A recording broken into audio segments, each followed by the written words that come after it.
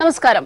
തെരഞ്ഞെടുപ്പിന് ഇനി വെറും 15 ദിവസം മാത്രം. തെരഞ്ഞെടുപ്പ് ചൂട് കൂടുമ്പോൾ കളം പിടിക്കാൻ മുന്നണികൾ സജീവമായി രംഗത്തുണ്ട്. ഈ തെരഞ്ഞെടുപ്പ് സീസൺ വളരെ പ്രത്യേകതകൾ നിറഞ്ഞതാണ്. കൂടുതൽ അഴിമതി കഥകൾ പുറത്തുവരും. ചട്ടലംഘനം നടത്തുന്നത് ആരായാലും നടപടി നേരിടേണ്ടി വരും എന്നിങ്ങനെ ധാരാളം പ്രത്യേകതകൾ.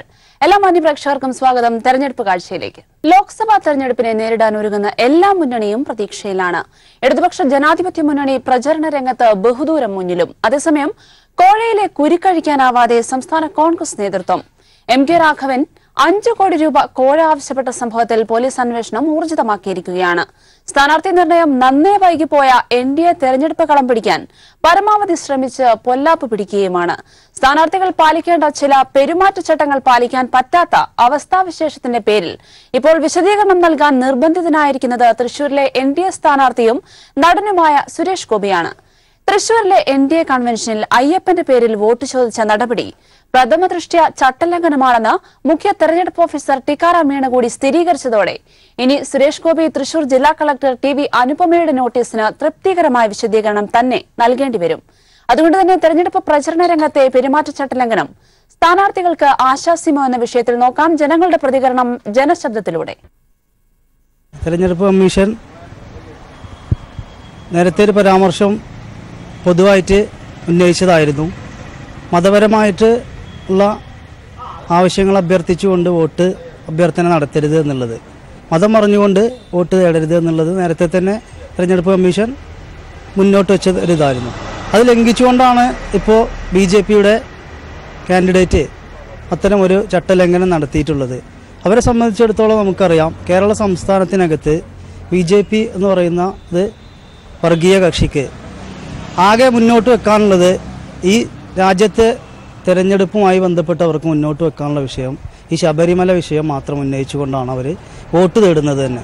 കാരണം അവർക്ക് ഈ 5 വർഷക്കാലം ഭരിച്ചതിൽ യാതൊരുവിധ വികസന മുന്നേറ്റങ്ങളോ അല്ലെങ്കിൽ രാജ്യത്തിനകത്തെ ഭരണഘടന സംരക്ഷിക്കുന്നതിനോ ഒരു യാഥാസ്ഥികരല്ല സാധാരണക്കാരായ മനുഷ്യൻ്റെ എന്ത് ഭക്ഷണം കഴിക്കണം, എന്ത് വസ്ത്രം ധരിക്കണം, എന്ത് എഴുതണം എന്നുവരെ തീരുമാനിക്കാനുള്ള അവകാശത്തെ ചോദ്യം ചെയ്തുകൊണ്ടാണ് ഇത്രയും ഈ 5 വർഷക്കാലം ഇവിടെ BJPയുടെ സർക്കാർ ഭരിച്ചിട്ടുള്ളത്. അവർക്ക് വികസനങ്ങൾ മുന്നോട്ട് വെക്കാനോ മറ്റ് കാര്യങ്ങൾ പറഞ്ഞ് വോട്ട് തേടാനോ യാതൊരു മാർഗവുമില്ലാത്തതിൻ്റെ അടിസ്ഥാനത്തിലാണ് മതം പറഞ്ഞുകൊണ്ട് വോട്ട് തേടിയിട്ടുള്ളത്. തീർച്ചയായിട്ടും അതിനെതിരെ നടപടികൾ സ്വീകരിക്കണമെന്ന് തന്നെയാണ് എൻ്റെ ഒരു വ്യക്തിപരമായിട്ടുള്ള അഭിപ്രായം. നമ്മൾ പ്രാഥമികമായിട്ട് മനസ്സിലാക്കേണ്ട ഒരു കാര്യം, ഒരു തെരഞ്ഞെടുപ്പ് മത്സരിക്കുന്ന ഒരു സ്ഥാനാർത്ഥി ആദ്യം മനസ്സിലാക്കേണ്ട പ്രധാനപ്പെട്ട ഒരു കാര്യം തെരഞ്ഞെടുപ്പുമായിട്ട് ബന്ധപ്പെട്ട ചട്ടങ്ങളെപ്പറ്റി പ്രാഥമികമായിട്ടുള്ള ഒരു അറിവെങ്കിലും ഉണ്ടായിരിക്കും എന്നുള്ളതാണ്. ഇപ്പോൾ സുരേഷ് ഗോപി ഇതുമായിട്ട് ബന്ധപ്പെട്ട് നടത്തിയിരുന്ന പ്രസംഗത്തിലെ ഭാഗങ്ങൾ കൃത്യമായി തന്നെ എല്ലാവർക്കും പറയുന്ന കാര്യമാണ്. മതപരമായ കാര്യങ്ങളെപ്പറ്റിയോ വിശിഷ്യ ശബരിമലയെപ്പറ്റി വിഷയങ്ങൾ പാടില്ല എന്ന് കൃത്യമായി തെരഞ്ഞെടുപ്പിൻ്റെ മുഖ്യ തെരഞ്ഞെടുപ്പ് കമ്മീഷൻ ടിക്കാറാം മീണ കുറിപ്പിച്ചിട്ടുള്ള വിഷയമാണ്. എന്നിട്ടും വളരെ ബോധപൂർവ്വം തന്നെയാണ് ഇവർ ഈ വിഷയത്തെപ്പറ്റി സംസാരിച്ചു പോയിട്ടുള്ളത്. ഇത് പറഞ്ഞിരിക്കുന്നത് വേറെ ആരുമല്ല, ഇപ്പം നിലവിലൊരു രാജ്യസഭാ MP കൂടെ ആയിട്ടുള്ള ആളാണ്. നമ്മുടെ തെരഞ്ഞെടുപ്പിനെ പറ്റി വളരെ വ്യക്തമായിട്ടുള്ള ധാരണ വെച്ച് പുലർത്താൻ ബാധിച്ചപ്പെട്ട ഒരു വ്യക്തിയുടെ ഇത്തരത്തിൽ നമ്മുടെ ഇവിടുത്തെ തെരഞ്ഞെടുപ്പ് സംവിധാനത്തെ തന്നെ അവഹേളിക്കുന്ന ഒരു സമീപനം ഉണ്ടായിട്ടുള്ളത്. നമ്മളെ ബാധിക്കുന്ന നിരവധിയായ വിഷയങ്ങൾ ഇവിടെ നിരന്തരം ജനങ്ങളെ നേരിട്ട് ബാധിക്കുന്ന നോട്ട് നിരോധനം ഉൾപ്പെടെ ഇവിടുത്തെ കർഷകരുടെ പ്രശ്നങ്ങൾ ഉൾപ്പെടെ ധാരാളം പ്രശ്നങ്ങൾ നിലവിലുണ്ട്. ഞങ്ങളൊക്കെ ചെറുപ്പക്കാരാണ്. ഇവിടെ അധികാരത്തിൽ വരുമ്പോൾ 4 വർഷം മുമ്പ് ഇവിടെ BJP വലിയ കുട്ടിഘോഷിച്ച് നൽകിയ പ്രധാനപ്പെട്ട ഒരു വാഗ്ദാനമുണ്ട്. ഒരു വർഷം 2 കോടി പേർക്ക് പുതിയതായി, നിലവിലുള്ളതല്ല, പുതിയതായി 2 കോടി പേർക്ക് ജോലി നൽകുന്നു. 5 വർഷം കൊണ്ട് 10 കോടി പേർക്ക് ജോലി നൽകുന്ന ഒരു വാഗ്ദാനം നൽകുന്നത്. അതുമായിട്ട് ബന്ധപ്പെട്ട് കഴിഞ്ഞ വർഷം അവർ 5 വർഷം മുമ്പ് നടത്തിയ വലിയ വാഗ്ദാനം ഇതായിരുന്നു, തൊഴിലില്ലായ്മ അല്ലെങ്കിൽ വികസനം. ഇപ്പം ഇതേപ്പറ്റി ഒന്നും മിണ്ടാനില്ല. ഇപ്പം ഇവരുടെ നടത്തുന്ന സുരേന്ദ്രനാളിലും അല്ലെങ്കിൽ ഇതിൻ്റെ നേതാക്കന്മാരെല്ലാവരും നടത്തുന്ന ഇവരുടെ പ്രസംഗങ്ങൾ കേട്ടാൽ ഇതെന്തോ അമ്പല കമ്മിറ്റിയിലോട്ടോ മറ്റോ നടക്കുന്ന ഇലക്ഷൻ പോലെയാണ്. ഇത് ഇന്ത്യൻ ജനാധിപത്യത്തിലെ വളരെ നിർണായകമായ തെരഞ്ഞെടുപ്പാണ്. രാജ്യം ആര് ഭരിക്കണം, നമ്മുടെ രാജ്യത്തിൻ്റെ നാനാവിധമായ വികസന പ്രവർത്തനങ്ങൾ ചർച്ച ചെയ്യപ്പെടേണ്ട തെരഞ്ഞെടുപ്പിലാണ് ഇത്തരത്തിൽ യാതൊരു നിലവാരമില്ലാത്ത തരത്തിൽ സുരേഷ് ഗോപിയുടെ ചില സിനിമകളിൽ ഉള്ള പോലത്തെ പൈങ്കിളി വർത്താനം. അപ്പം നമ്മൾ ഇപ്പോൾ ട്രോളുകളൊക്കെ ഇടയ്ക്ക് ഇപ്പോൾ വരുന്ന കാര്യങ്ങൾ, പുള്ളി ഇപ്പോൾ പറഞ്ഞ പല കാര്യങ്ങളും ഇതിനു മുമ്പ് അദ്ദേഹം തന്നെ സിനിമയിൽ പറഞ്ഞിട്ടുള്ള വിഷയങ്ങൾ തനിക്ക് നേരെ തന്നെ തിരിഞ്ഞു കുത്തുന്ന രീതിയിലുള്ള കാര്യങ്ങൾ ഇപ്പോൾ സംഭവിച്ചിരിക്കുന്നു. ഇത്തരത്തിൽ നമ്മുടെ തെരഞ്ഞെടുപ്പ് സംവിധാനത്തെ, ജനാധിപത്യ സംവിധാനത്തെ പൂർണ്ണമായിട്ട് അവഹേളിക്കുന്ന നിലപാടാണ് സുരേഷ് ഗോപിയുടെ ഭാഗത്ത് ഇപ്പോൾ ഉണ്ടായിട്ടുള്ളത്. ഈ ഒരു സംഭവം എന്ന് പറഞ്ഞാൽ സുരേഷ് ഗോപി എന്ന് പറഞ്ഞാൽ നിലവിൽ MP ആയിരിക്കുന്ന ഒരു വ്യക്തിയാണ്. അപ്പം നിലവിൽ MP ആയിരിക്കുന്ന ഒരാൾ പോലും ഇതുപോലൊരു ചട്ടലംഘനം എന്ന് പറഞ്ഞാൽ സ്ഥാനാർത്ഥി ഇത് കൊടുക്കുന്ന സമയത്ത് പോലും നമ്മൾ ആ ഒരു ചട്ടത്തിനനുസരിച്ച് പ്രവർത്തിക്കണമെന്നുണ്ടപ്പോൾ പോലും ഇതിന് നേരെ വിപരീതമായിട്ട് പ്രവർത്തിക്കുന്നതാണ് ഒരു ഇതാണ്. അതുപോലെ തന്നെ കളക്ടറിനെ അവമാനിക്കുന്ന രീതിയിലേക്കൊക്കെയാണ് ഒരു നടപടി. അതൊരിക്കലും നമ്മുടെ ജനാധിപത്യ വിരുദ്ധമായിട്ടുള്ള പ്രവർത്തനമാണ്. ഒരിക്കലും നമുക്ക് അംഗീകരിക്കാൻ പറ്റുന്ന ഒരു പ്രവർത്തനമല്ല. ഒരു സിനിമ ഒരു ഹീറോയിസം കാണിക്കുന്ന പോലെ ഒരു കയറി നിന്ന് കാണിക്കുന്നതല്ലാതെ അതിലുപരി ഇതൊരു ജനാധിപത്യ മര്യാദ അതൊന്നും കാണിക്കുന്നില്ല. വെറും ഒരു സിനിമയെ നമ്മളെന്ത് കാണിക്കുന്നു അതുപോലെ ഒന്ന് കയറി കുറേ ഹീറോയിസം കാണിക്കുന്നു. അല്ല, അതിലുപരിയായിട്ടൊന്നും കാണാൻ പറ്റുന്നില്ല ഇതിനെ. തീർച്ചയായിട്ടും അത് ഒരു അംഗീകരിക്കാൻ കഴിയുന്ന ഒരു കാര്യമല്ല. അംഗീകരിക്കാൻ കഴിയില്ല എന്നല്ല, ഒരു മതേതര രാജ്യം അല്ലെങ്കിൽ ഒരു ജനാധിപത്യ രാജ്യം എന്ന് പറയുന്ന ഒരു രാജ്യത്ത് ഈ സ്ഥാനാർത്ഥികൾ തിരഞ്ഞെടുപ്പിനെ നേരിടുമ്പോൾ അവർക്ക് സ്വന്തമായിട്ട് ആശയങ്ങളൊന്നുമില്ലാതെ, സ്വന്തമായിട്ട് ആശയമില്ല എന്നല്ല, അവർക്ക് പ്രത്യേക രാഷ്ട്രീയമൊന്നും പറയാനില്ലാത്തതിൻ്റെ അടിസ്ഥാനത്തിലാണ് പ്രത്യേക മതം അല്ലെങ്കിൽ സ്വന്തം മതം, ഈ മതത്തെയും അതിൻ്റെ ജാതി വിഭാഗങ്ങളെയൊക്കെ ഉപയോഗിച്ച് വോട്ട് പിടിക്കാൻ വേണ്ടിയിട്ടുള്ള ശ്രമം നടത്തുന്നത്. അതിൻ്റെ ഭാഗമായിട്ടാണ് ഇത്തരം സുരേഷ് ഗോപിയുടെ ഭാഗത്തുനിന്ന് കേരളത്തിൽ ഉള്ള നമ്മളൊക്കെ വളരെ ഇഷ്ടത്തോടെ കണ്ടുകൊണ്ടിരുന്ന ഒരു സിനിമാടനായിട്ടുള്ള സുരേഷ് ഗോപിയുടെ ഭാഗത്തുനിന്ന് പോലും അത്തരത്തിലുള്ളൊരു പരാമർശം ഉണ്ടാകുമെന്ന് പറയുന്നത് അവരുടെ BJPയുടെ രാഷ്ട്രീയമായിട്ടുള്ള അപജയത്തിൻ്റെ ഏറ്റവും വലിയ തെളിവാണ്. തെരഞ്ഞെടുപ്പ് അടുക്കുകയാണ്. ഇടതുപക്ഷ ജനാധിപത്യ മുന്നണിക്ക് ചൂണ്ടിക്കാണിക്കാൻ ഏറെയുണ്ട് പ്രവർത്തന നേട്ടങ്ങൾ. കാഴ്ചവെച്ച മികവാർന്ന ഭരണം നൽകുന്ന ആത്മവിശ്വാസം വളരെ വലുതാണ്. കാണാം നേതാവിന്റെ വാക്കുകൾ. We have to see that the red flag also goes into that parliament. If the red flag is not there, none of these parties is going to hear the voice of poor people. They will not hear the voice of women. They will not hear the voice of the farmers and the workers. They will not hear the voice of the minorities and of the Dalits. It is only the red flag. It is only the CPIM and the red flag that takes the voice of the people into assembly and into the parliament. And therefore, I appeal to the people of Kerala to ensure that the red flag comes with additional strength into that parliament to fight against the anti-people policies of the government and also against the communal polarization of the BJP. ഞങ്ങൾ അധികാരത്തിൽ വരും, രാമക്ഷേത്രം ഞങ്ങൾ നിർമ്മിക്കും. നാം കാണേണ്ടത് എന്തിനാണ് ആ പ്രസ്താവന ഉപകരിച്ചത്. വർഗീയ ജ്വരം ഉയർത്താൻ സംഘപരിവാർ ശ്രമിച്ചുകൊണ്ടിരിക്കുമ്പോൾ അതിന് സഹായകരമായ പ്രസ്താവനയാണ് ഇവരുടെ ഭാഗത്ത് വന്നത്, കോൺഗ്രസിന്റെ ഭാഗത്ത് വന്നത്. അന്ന് വല്ലാത്തൊരു വർഗീയ വികാരം ആളിക്കത്തിക്കാൻ ശ്രമിക്കുമ്പോൾ അതിൽ എണ്ണയൊഴിച്ചു കൊടുക്കുന്ന നിലപാടല്ലേ ഇവർ സ്വീകരിച്ചത്. ഇതാണോ മതനിരപേക്ഷതയുടെ ഭാഗത്ത് നിൽക്കുന്ന ഒരു വിഭാഗം ചെയ്യേണ്ടത്? BJPയിലേക്ക് പോകണം എന്നൊരു ചിന്ത എന്തുകൊണ്ട് കോൺഗ്രസിൽ വരുന്നു? RSS ഉയർത്തുന്ന വർഗീയതയെ ശക്തമായി എതിരിടാൻ ഒരു ഘട്ടത്തിലും കോൺഗ്രസ് തയ്യാറാകാതെ ആ വർഗീയതയുമായി സമരസപ്പെട്ടു പോകാൻ തയ്യാറായതിന്റെ ദുരന്തമാണ് ഈ കാണുന്നത്. എന്നാൽ അനുഭവത്തിൽ നിന്ന് വല്ല പാഠവും പഠിക്കുന്നുണ്ടോ? ഇനി ചില തിരഞ്ഞെടുപ്പ് വാർത്തകൾ നോക്കിയാൽ 5 വർഷം രാജ്യത്തെ തകർത്ത മോദി ഭരണത്തെ ഓർമ്മിച്ചുകൊണ്ട് വേണം ജനം പോളിംഗ് ബൂത്തിലെത്താനെന്ന പ്രശസ്ത കർണാട്ടിക് സംഗീതജ്ഞൻ TM കൃഷ്ണ.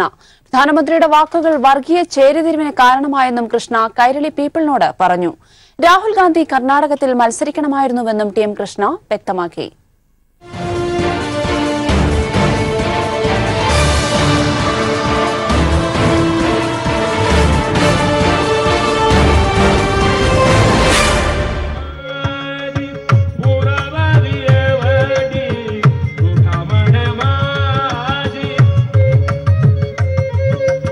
കർണാടിക് സംഗീത പ്രതിഭ TM കൃഷ്ണ ദില്ലിയിൽ വെച്ചാണ് കൈരളി പീപ്പിളിനോട് മനസ്സ് തുറന്നത്. 5 വർഷത്തെ മോദി ഭരണം സാംസ്കാരികമായും സാമൂഹ്യമായും രാജ്യത്തെ തകർത്തു കളഞ്ഞുവെന്ന വിഷമം പങ്കുവച്ച കൃഷ്ണ ഇക്കാര്യത്തിൽ വോട്ടർമാർക്ക് മുന്നിൽ വയ്ക്കുന്ന നിർദ്ദേശം ഇതാണ്. My only request to every voter is think of what has happened to all these people. Please think of how many people have died. Please see how much anger there is. You know, the very fact there is so much anger in us. 4-5 years of the present government is going to culturally and socially destroy this country. And there is enough proof in the last 5 years that it's dangerous. വർഗീയമായും രാഷ്ട്രീയമായും രാജ്യം ചേരിതിരിഞ്ഞു പോരാടി. പ്രധാനമന്ത്രിയുടെ വാക്കുകൾ ഇതിനൊക്കെ പ്രേരണയായെന്നും കൃഷ്ണ വിമർശിച്ചു. The speeches given by everybody from the Prime Minister downwards has instigated this attitude. Then what happens is that people with violent thoughts think they can do what they want. And that we have seen repeatedly across this country in India. Rahul Gandhi കേരളത്തിലല്ല കർണാടകയിലാണ് മത്സരിക്കേണ്ടിയിരുന്നതെന്നും Krishna വ്യക്തമാക്കി. I don't understand it as yet why I would have preferred if he had taken Karnataka where he is needed. നെഞ്ചുക്ക് നീതിയും തോളുക്ക് വാളും നിറൈந்த ചുടർ മണിപോൻ കർണാടിക് സംഗീത രംഗത്ത് തന്റെ വ്യക്തിമുദ്ര പതിപ്പിക്കുമ്പോഴും രാജ്യത്തിന്റെ ഇപ്പോഴത്തെ പോക്കിൽ ആശങ്കാകുലനാണ് പ്രേക്ഷകരുടെ പ്രിയപ്പെട്ട TM. Santhosh സർലിംഗ്, news bureau, Delhi.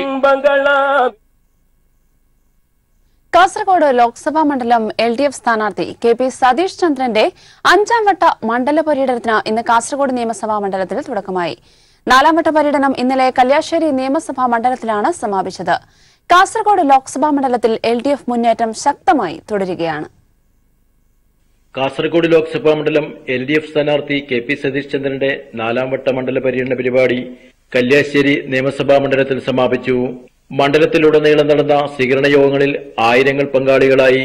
ഇടതുപക്ഷത്തിന്റെ കരുത്ത് പ്രകടമാക്കിയ പ്രചാരണ യോഗങ്ങളിൽ KP സതീഷ് ചന്ദ്രനെ ജനങ്ങൾ അത്യാവേശപൂർവ്വമാണ് വരവേറ്റത്. UDFന്റെ സ്വാധീന മേഖലയായ മാട്ടൂൽ ഗ്രാമപഞ്ചായത്തിൽ പോലും സതീഷ് ചന്ദ്രന് ലഭിച്ചത് ഊഷ്മളമായ സ്വീകരണം. ചില മാധ്യമങ്ങൾ നടത്തിയ പ്രീപോൾ സർവേയുടെ ഫലം UDFന് വേണ്ടിയുള്ള പ്രചാരണ പരിപാടി മാത്രമാണെന്നും കാസർഗോഡ് LDFന് ചരിത്ര വിജയം തന്നെ സമ്മാനിക്കുമെന്ന് ഉറച്ച വിശ്വാസമുണ്ടെന്നും KP സതീഷ് ചന്ദ്രൻ പറഞ്ഞു. അല്ല, ആ പ്രചാരണം ചില പത്രങ്ങൾ നടത്തിയത് വളരെ ബോധപൂർവമാണ്. LDFന്റെ പ്രവർത്തകരെ നിരാശപ്പെടുത്താനും ബോധപൂർവ്വം UDFന് വേണ്ടി ചെയ്തതാണ്. കാരണം അങ്ങനെ ഒരു അടിസ്ഥാനമില്ലാത്തൊരു സർവേ ആണത്. യാഥാർത്ഥ്യമായി ഒരു ബന്ധവുമില്ലാത്ത സർവേ റിപ്പോർട്ടാണ് അവർ പുറത്തുവിട്ടിരിക്കുന്നത്. KP സതീഷ് ചന്ദ്രന്റെ തെരഞ്ഞെടുപ്പ് പ്രചരണാർത്ഥം തയ്യാറാക്കിയ മൊബൈൽ ആപ്പ് ഇരിണാവിൽ നടന്ന ചടങ്ങിൽ TV രാജേഷ് MLA പ്രകാശനം ചെയ്തു. പ്ലേ സ്റ്റോറിൽ KPS എന്ന് ടൈപ്പ് ചെയ്താൽ ഈ മൊബൈൽ ആപ്പ് ലഭിക്കും. LDFന് വേണ്ടി വിവിധ കേന്ദ്രങ്ങളിൽ മന്ത്രി AC മൊയ്തീനും UDFന് വേണ്ടി മുൻ KPCC പ്രസിഡന്റ് MM ഹസനും തെരഞ്ഞെടുപ്പ് പ്രചാരണ യോഗങ്ങളിൽ പ്രസംഗിച്ചു. NDA സ്ഥാനാർത്ഥി രവീശ തന്ത്രിയുടെ പ്രചാരണ പരിപാടി ഇന്നലെ ഉദുമ മണ്ഡലത്തിലായിരുന്നു. NDAക്ക് വേണ്ടി നാളെ അടൂരിലും പെർളയിലും മുൻ കർണാടക മുഖ്യമന്ത്രി BS യെദിയൂരപ്പ പ്രസംഗിക്കും. കാസർഗോഡ് ലോക്സഭാ മണ്ഡലത്തിലെ കല്യാശ്ശേരി നിയമസഭാ മണ്ഡലത്തിൽ UDFന്റെ ശക്തി തുറക്കുമെന്ന് വിശേഷിപ്പിക്കാവുന്ന പ്രദേശമാണ് മാട്ടൂർ ഗ്രാമപഞ്ചായത്ത്. മാട്ടൂരിൽ പോലും LDF സ്ഥാനാർത്ഥി KP സതീഷ് ചന്ദ്രൻ ലഭിച്ചത് അത്യന്തം ആവേശകരമായ സ്വീകരണം. ക്യാമറാമാൻ ഷൈജു ബിലാത്രിക്കൊപ്പം സണ്ണി ജോസഫ്. പൊന്നാനിയിൽ തെരഞ്ഞെടുപ്പ് പ്രചരണം ആവേശകരമായി പുരോഗമിക്കുകയാണ്. LDF സ്വതന്ത്ര സ്ഥാനാർത്ഥി PV അൻവറിന് താനൂർ മണ്ഡലത്തിൽ ഹൃദ്യമായ വരവേൽപ്പാണ് ലഭിച്ചത്.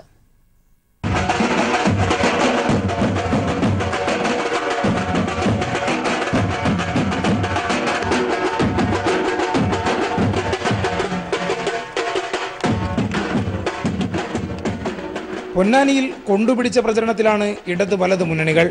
കൊടും ചൂടിലും പരമാവധി വോട്ടർമാരെ നേരിൽ കാണാനുള്ള ശ്രമത്തിലാണ് സ്ഥാനാർത്ഥികൾ. LDF സ്വതന്ത്ര സ്ഥാനാർത്ഥി PV അൻവർ ശനിയാഴ്ച താനൂർ മണ്ഡലത്തിൽ പര്യടനം നടത്തി. രാവിലെ ചക്രമൂലിയിൽ നിന്നാരംഭിച്ച PV അൻവറിന്റെ പര്യടനം രാത്രി കണ്ണന്തളിയിൽ അവസാനിച്ചു. പ്രചരണത്തിന്റെ ആവേശം നിങ്ങളെ നേരിൽ കാണുന്നുണ്ടല്ലോ. നല്ല ആവേശത്തിൽ മുന്നോട്ട് പോയിക്കൊണ്ടിരിക്കുകയാണ്. അടിസ്ഥാനപരമായ ചർച്ച വികസനം തന്നെയാണ്.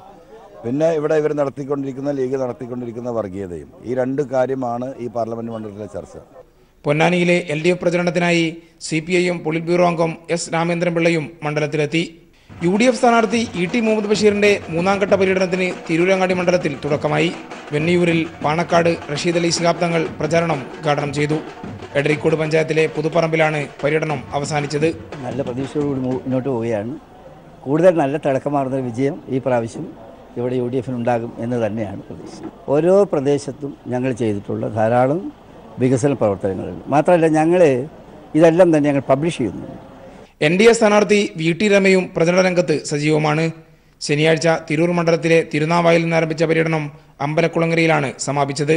UDF കുത്തക അവസാനിപ്പിക്കാൻ വികസനം പ്രധാന ചർച്ചയാക്കുകയാണ് പൊന്നാനിയിൽ LDF. എന്നാൽ മണ്ഡലം കൈവിടില്ലെന്ന് UDF പറയുന്നു. പരമാവധി വോട്ടുകൾ പെട്ടിയിലാക്കാനുള്ള ശ്രമത്തിലാണ് NDA. പൊന്നാനിയിൽ നിന്നും AK ലതീഷ്.